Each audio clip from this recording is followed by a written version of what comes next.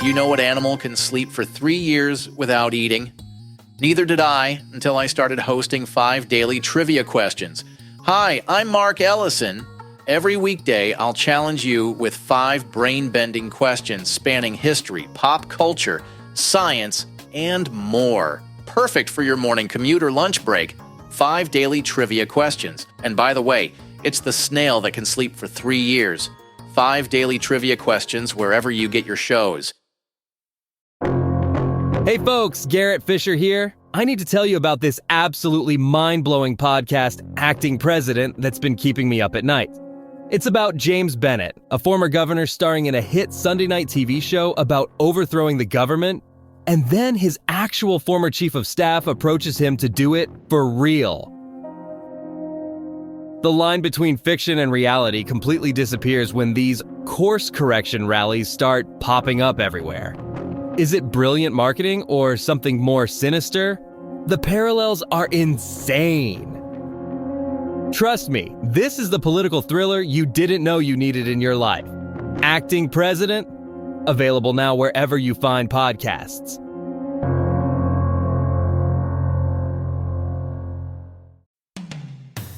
Feeling overwhelmed by negative news? 5 Good News Stories is your daily dose of what's going right in the world. Like the 103-year-old granny who got caught speeding in her sports car because she was living life to the fullest, or the family who found their missing cat after 3 years when it showed up at their vacation rental. Remember Flop the penguin's incredible comeback after his injury? And that guy who broke the world record for most high fives in 24 hours while raising money for charity? These are the stories that remind us the world is still full of wonder and joy. 5 Good News Stories. Pure positivity 3 times a week. 5 Good News Stories, available wherever you get your podcasts. 5 Good News Stories. Calaroga Shark Media.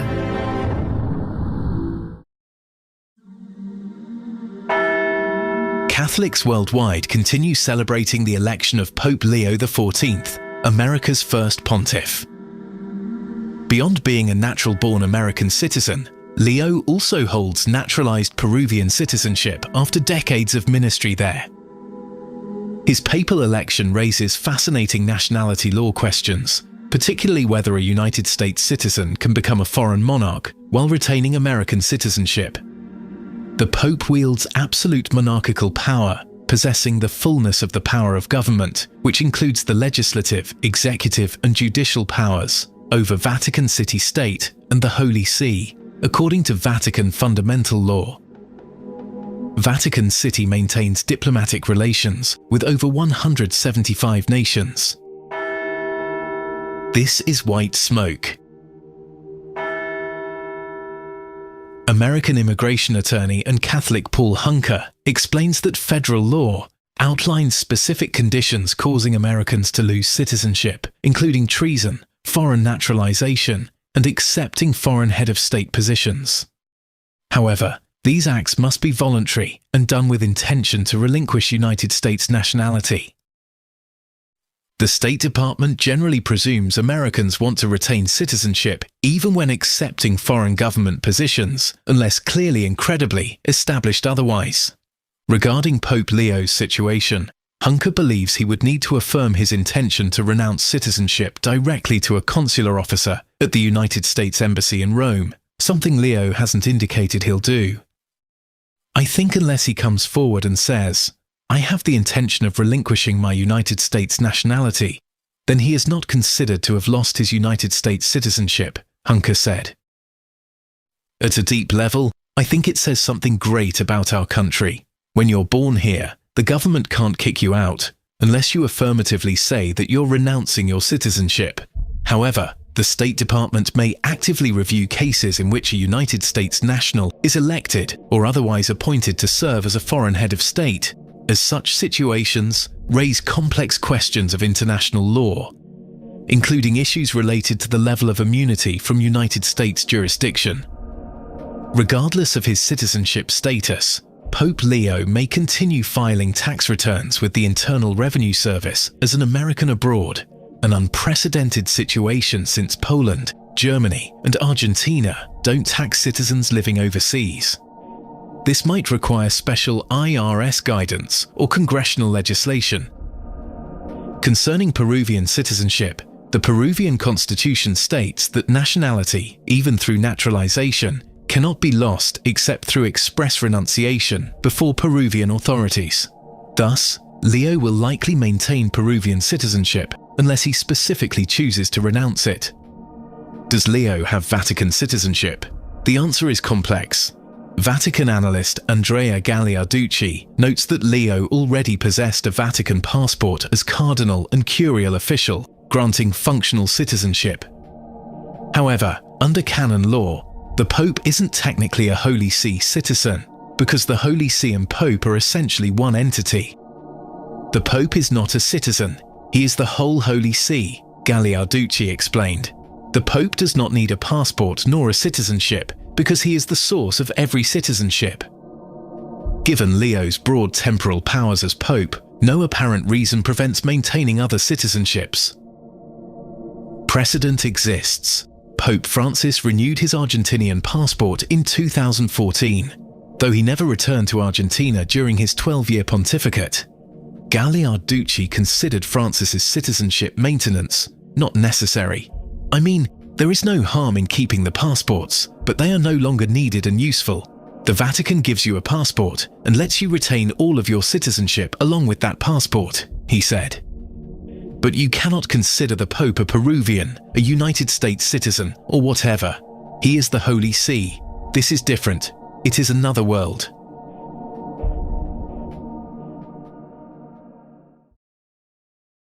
You can get this podcast completely ad-free right now. If you're on Apple, just click the banner that says Uninterrupted Listening, and you'll get your first month free.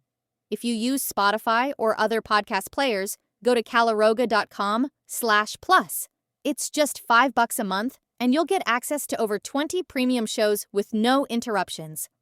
Binge listen to new series like the political thriller Acting President, Signal Lost, where military secrets land on the wrong phone, and Pager Protocol, the thriller about exploding pagers in the wrong hands. Plus, enjoy daily shows like Palace Intrigue about the royal family, daily comedy news, and 5 daily trivia questions to test your knowledge, and White Smoke, taking you behind the scenes at what's happening right now at the Vatican. You also get all our hot shows like 5 good news stories. Enjoy your favorite content without any ad breaks.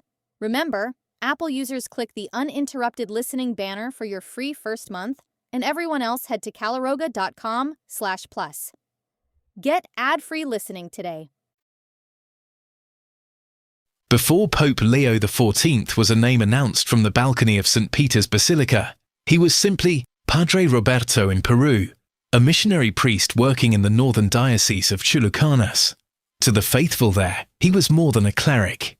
He was a neighbor, a teacher, a pastor who rode a motorcycle or traveled by horseback to remote villages, a man who learned Spanish fluently, took Peruvian citizenship, and spent decades building the kind of trust that doesn't come from a title, it comes from time. His Latin American experience defines him more than his American birth, and that fact may shape not just how he governs, but what kind of church he envisions. Pope Leo XIV was not a diplomat dropped into Latin America. He was formed by it. In Peru, he trained seminarians, ministered to indigenous communities, and led a diocese through social unrest, corruption, and persistent poverty. He built consensus through humility. He deferred to local wisdom, and he rejected the idea that Rome always knows best. That posture, a posture of listening before leading, is deeply rooted in the Latin American Church's experience of Vatican II and its aftermath. The bishops of Latin America, through the Selim conferences and the theology of the people, embraced synodality before it became a buzzword in Rome. They emphasized pastoral closeness, communal discernment, and preferential care for the poor. It's no accident that Pope Francis came from this context, and no accident that Pope Leo XIV, shaped by that same environment, now inherits the chair of Peter. In many ways, this is the second Latin American papacy in a row, but with a twist. Pope Francis brought the Latin American bishop's voice to the Vatican. Leo XIV brings the Latin American people's perspective. He was not an archbishop in a capital city. He was a missionary bishop in a rural diocese. He was present in the provinces, where many of the Church's most enduring challenges play out: poverty, injustice, marginalization. In Chiclayo, he didn't just administer, he walked with his people. According to those who served with him, he was deeply invested in local formation, in expanding lay leadership, and in making the Church present in every part of diocesan life, from education and healthcare to environmental stewardship and social justice. As prefect of the dicastery for bishops, he had a direct hand in shaping the global episcopate, including many bishops in Latin America. Under Pope Francis, there was a concerted effort to elevate pastors who live close to their people, bishops who know the smell of the sheep. Leo XIV helped execute that strategy. Now, as Pope, he can accelerate it. What might that mean? First, it means continuing to decentralize authority, allowing bishops' conferences to lead on local matters, rather than waiting for Rome's approval. It means prioritizing bishops who are pastors first and administrators second. And it may mean shifting the global Church's energy and attention southward, toward the peripheries Francis often invoked. Second, it signals continuity in the Church's social teaching. Pope Leo XIV is expected to continue defending the poor, advocating for migrants, and supporting policies that address climate change and economic inequality. These aren't political stances. They are theological convictions born from pastoral reality. Third, it gives Latin America a deeper stake in the Church's future. With one pope born in Argentina and another pastorally formed in Peru, the era of a Eurocentric papacy may be over. The concerns of the global south, poverty, land rights, food security, access to education, are now front and center. And yet, Pope Leo XIV is not a politician. He doesn't speak in slogans. He doesn't grandstand. His is a quiet strength, a leadership style forged more on dusty village roads than conference stages. Some may view his election as a softening of the Francis era, a return to balance. But if anything, it may be a deeper institutionalization of Francis's reforms, with Leo as the steady hand who makes synodality standard, not experimental. To many Peruvians, he is still Padre Roberto.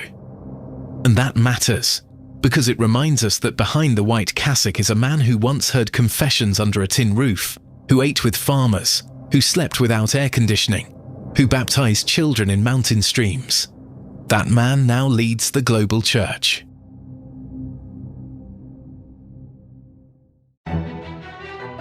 There's always something brewing behind palace walls, whether it's Prince Harry and Meghan Markle making headlines from afar, or Prince William and Princess Catherine quietly preparing for the future throne.